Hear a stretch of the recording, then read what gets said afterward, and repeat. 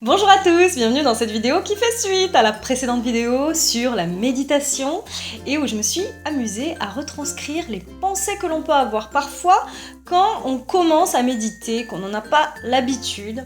Alors peut-être que cela vous est déjà arrivé à vous aussi de vous essayer à la pratique de la méditation et finalement de vous dire bon, je sais pas vraiment si je sais méditer, qu'est-ce que je fais là, est-ce que c'est vraiment de la méditation ?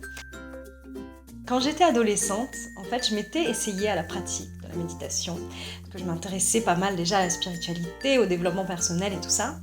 Et donc dans des livres, j'avais vu des petits exercices pratiques, et donc je me mettais en tailleur sur le lit, et voilà, j'essayais de méditer. Alors c'était rigolo parce que en fait ça durait souvent 1-2 minutes, parfois 5 minutes vraiment quand, waouh, quand ça se passait bien entre guillemets. Et en fait, je m'agaçais toute seule à l'époque parce que je me disais « Mais t'arrives pas à méditer, oh, t'as pas la patience, voilà, t'es pas faite pour ça, tout ça. » Donc j'avais des pensées jugeantes par rapport à comment je méditais. Alors bon, c'était normal aussi à l'époque, voilà, peut-être que c'était pas ce qui me correspondait le mieux dans cette phase de vie, le fait de faire de la méditation, j'étais peut-être pas prête à ce moment-là. Et donc du coup, d'ailleurs, j'ai mis ça de côté pendant plusieurs années. Et j'y suis revenue, petit à petit, oui, par une autre porte. Moi, ce que j'aimerais partager avec vous aujourd'hui dans cette vidéo, c'est 3 clés pour savoir comment méditer quand on n'en a pas l'habitude. Que par exemple ça vous fait écho, tout ce que je vous ai dit, que vous avez tendance à vous dire vous aussi, ouais, je suis pas fait pour ça. Et pourtant vous aimeriez parce que on connaît maintenant tous les bienfaits de la méditation, il y en a des tas.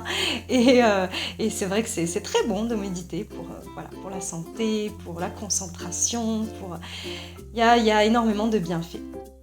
Donc, je vais vous partager ces 3 clés.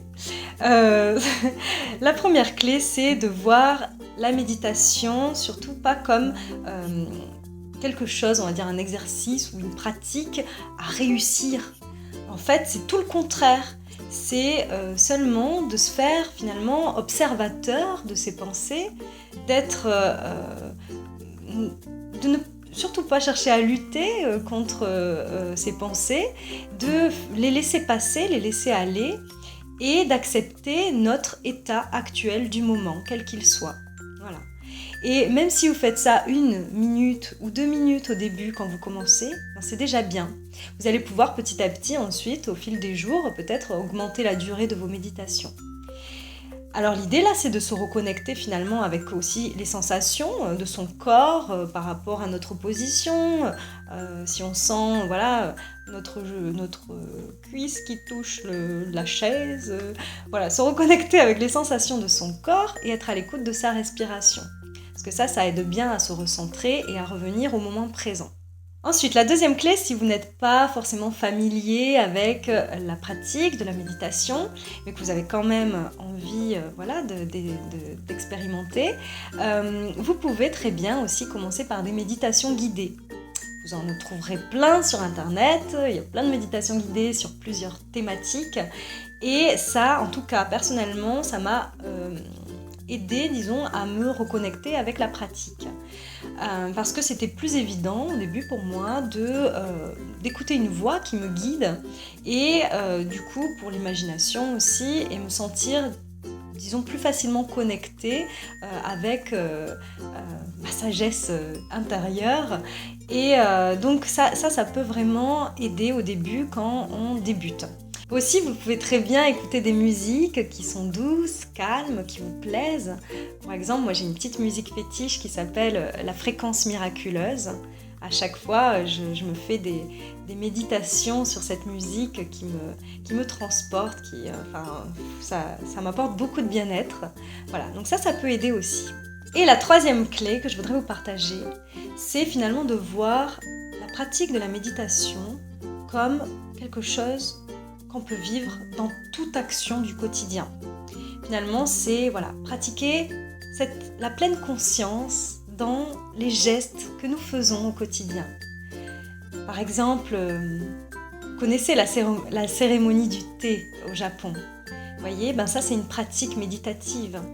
C'est-à-dire qu'à chaque fois que vous êtes pleinement dans le moment présent, que ce soit en faisant un geste tout simple, ou que ce soit quand vous êtes dans un échange, une discussion avec quelqu'un, que vous vous sentez vraiment pleinement là avec cette personne, ou que ce soit quand vous regardez une œuvre d'art ou un paysage, que vous êtes en nature et que vous êtes là, vous sentez que vous êtes là dans le moment présent, eh bien tout ça, ce sont des méditations.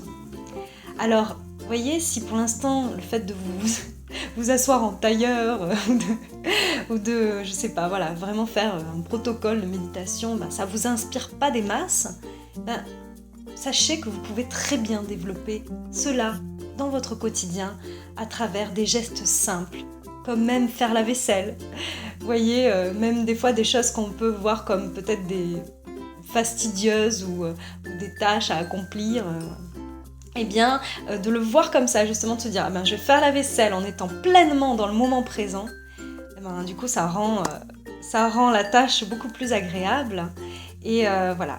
Donc l'idée c'est ça, c'est de faire finalement de votre quotidien une pratique méditative et finalement ça va être plus simple ensuite si vous souhaitez faire cela de façon plus protocolaire entre guillemets. Voilà, donc ce sont les clés qui m'ont aidée à me remettre à la méditation. J'espère que cela vous inspirera aussi. Et puis, je vous dis à très vite pour une prochaine vidéo. Et en attendant, je vous souhaite une excellente journée. Love!